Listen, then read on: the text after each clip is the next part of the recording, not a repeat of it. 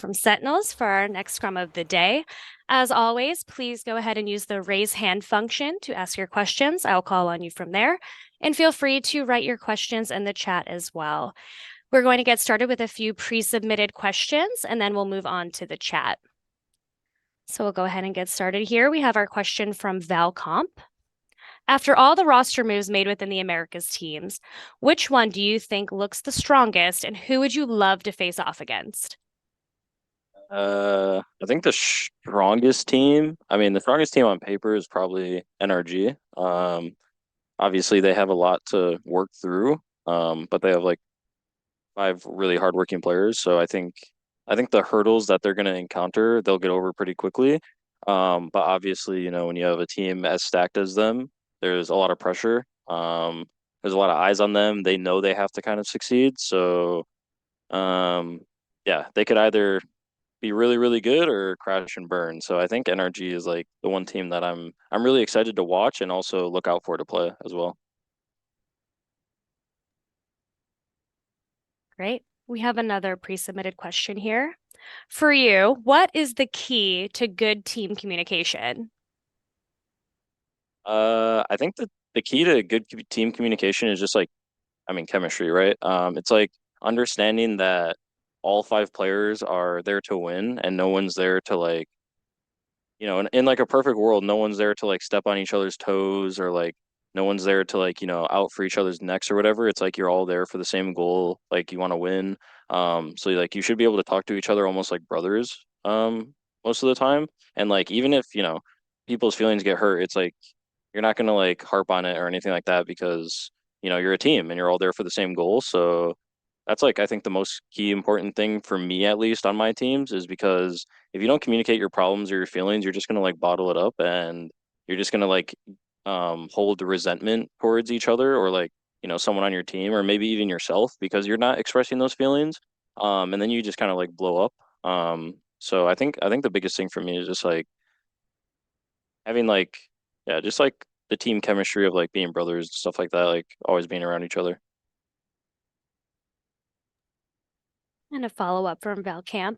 How do you manage the stress of the season?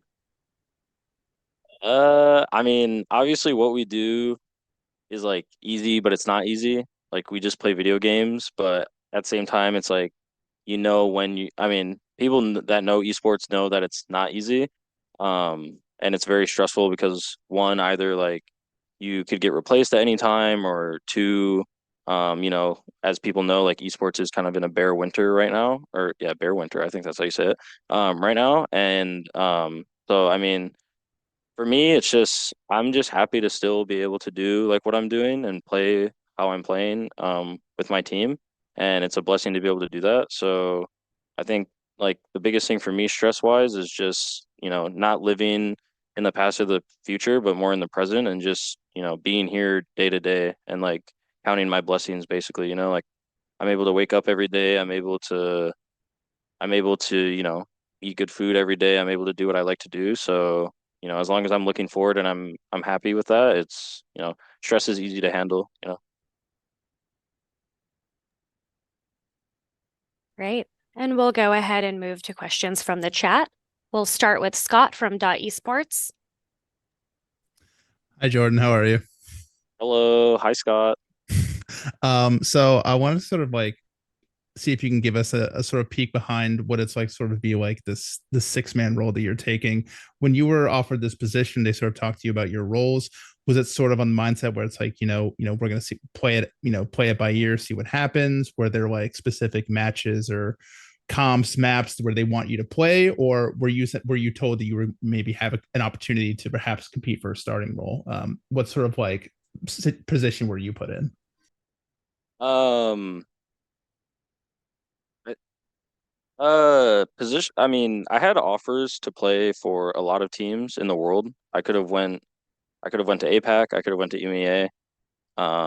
Obviously, I didn't want to go there yet. Like, I wanted to kind of stay in Americas. I wouldn't mind going international. Obviously, like, I had a really good relationship with Sentinels during our LCQ run, and obviously, like, I vibe with the management here and the staff, and obviously, I'm talked to the players before, and all that. I also think the decision that I made was, I mean, I knew coming in as a six man, there was a chance that I wasn't gonna get to play. Um, and I kind of came to terms with that when I made my decision, was that I might not be able to play this year. Obviously it hurt like really bad, and like um watching the guys scrim and stuff like that, it just makes me want to play even more. But um I think that my decision was based off the fact that throughout my entire esports career, I was always chasing the riskiest option to win. And I think I had to kind of swallow my pride a little bit when I made my decision this year to be a six man, because I'm a competitor and like my whole goal in my career is to win something. Like I feel like no matter how my career goes at the end of it, if I haven't won like a champs or a masters or something, or like both, I think in my career I've failed. So um I think the biggest thing for me was just the security in esports and Sentinels. I mean I have a very fun personality, I'd like to say, and I think Sentinels kind of embraces that. So I just wanted to be here for like, safekeeping basically. So no regrets on the decision. No, never you can't I never try to live with, regrets. I mean, maybe sometimes I'll think about it, or I'll think about like decisions I make, but I like to tell myself that when I make a decision that, that's what I've stuck with, and as long as I made that decision and I was okay with it, then, no regrets. Thanks, man. Thank you. We'll go to Pedro next. Hey, Zellsis, thanks for the time. It's sort of a follow-up to your most recent answer, just sort of comparing how you see your time in Sentinels compared to that from when you were in Cloud9 and just having to go through, various roster shuffles at the start of the 2023 season. So, now that you've been able to have some time playing with the rest of the guys as a six man, and then also getting into the lineup at certain points of the off season, how would you compare your time in C9 and nowadays with Sentinels at the start of this year? Um, like you like comparing like the rosters. From your perspective, your experience, yeah, like either rosters or anything else that you see. Yeah, I mean, obviously the comparison to the lock-in roster, like we didn't really have like that much time together. Like we placed, or with the C9 roster, sorry, with Ye and Vanity, we played second in Red Bull home ground to 100 Thieves, and then we played Brazil and we lost to DRX in a three-map series. And then after that, obviously our roster went through some drastic changes. We lost Ye, we lost Vanity. We picked up two rookies, Rooney and Jakey. And they were good. They were really hardworking. I mean, obviously the whole year was kind of like a heartfelt story, like we had such like a star-studded team at the beginning, and then we kind of, had to reset and rebuild, and we had a lot of weight on our shoulders. And I think like in comparison to those two the C9 rosters to this one is, um, I think this one, like every player has kind of been around. I mean, obviously John, this is his like first franchise year, but he's been like at the top in since the games come out, like playing with Ghost, playing with M80, stuff like that.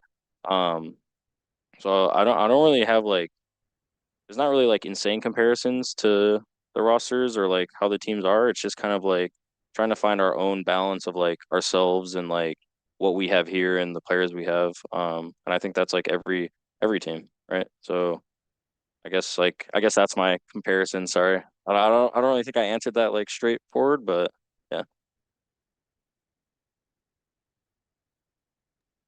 Great. We have a question from the chat. This is from Maze Esports. You originally hired to be the sixth player and are now the starter. How was that decision made by Sentinels? And is this decision only for the kickoff of the Americas? I mean, who says I'm starting? Like I played in the off season and we done some stuff, but I guess we're just gonna have to. You guys are just gonna have to wait and see what our roster actually is, you know. And that's what I'll leave that question on.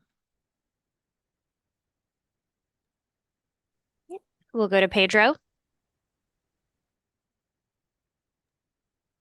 This is a two-part type of question. First off, what are your thoughts on just Sentinels being in Group B for the upcoming kickoff event and the kind of teams that you guys going to be taking on for this first phase of the competition, them being Loud, 100 Thieves, and also Leviathan, and also another part of that is um where do you see the current level of Sentinels compared to the rest of the league at this moment in time, and why? Yeah, I mean, our group, we obviously have, I mean, on paper, we have the group of death, right? You know, 100 Thieves just got boost deal. They have like the utmost confidence right now. Um, Loud, I mean, Loud is always loud. Like they've always been able to compete. It'll be interesting to see them without Aspes though, because I think Aspes is, uh, I don't know, Aspes is like the most talented player I think I've ever seen play the game, just like raw skill wise. Um, and then Lev is kind of like the dark horse for me, in my opinion. They're just kind of like a team of like everyone. I don't really know how to explain it, but it's like you just like look at that team and you're like, okay, that's a team, you know? So it'll be kind of interesting to see how they play. Obviously, they're all good players. It's just they have to, you know, find their footing. Um, but yeah, our group, in my opinion, is definitely the group of death. It'll be fun though. I mean, it's interesting how I don't know how the groups are drawn or what, but I mean, you know, I always have fun competing, and especially against, you know, Loud, 100 Thieves, and Lev, it'll be fun. And then how we match up to everyone else is, I mean, I'd hope that we have like a really good head start, you know, like um the guys have been putting in a ton of time and everything like that, and every team is like still like finding their footing, like they're all new teams, everything like that. So I mean, we're just gonna have to see how everyone plays against each other.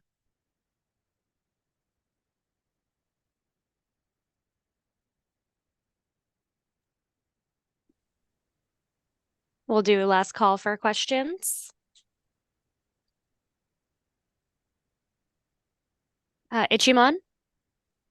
Yep. Do you hear me? Is it okay? Yep, yep, we can hear you. Hello. Okay, perfect.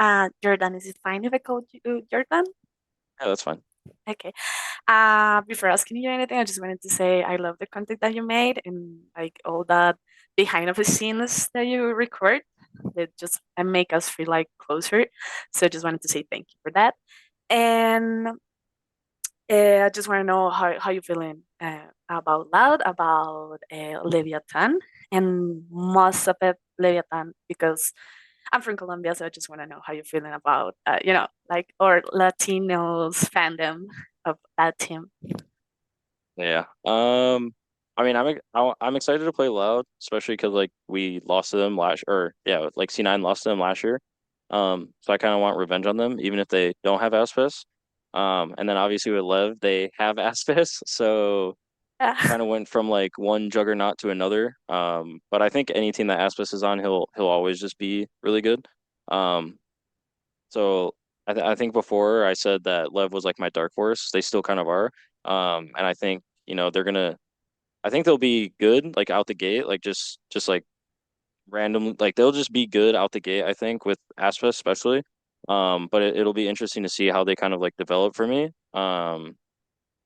So I mean, yeah, I'm definitely always, I wouldn't say like scared to play Aspes, but it's definitely kind of nerve-wracking. It's like even though you know he's like coming, like you still have to like, you know, kill him. Um, and it's just hard. He's just like a very talented player. And then like the other people around him are very like supportive role players in a sense. And Okay. I feel like they have just like the perfect mix. So that's Lev to me. Yeah, I think Lev will be good.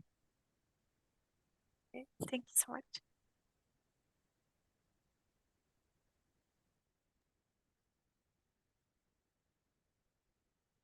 All right, any additional questions here? Please raise your hand.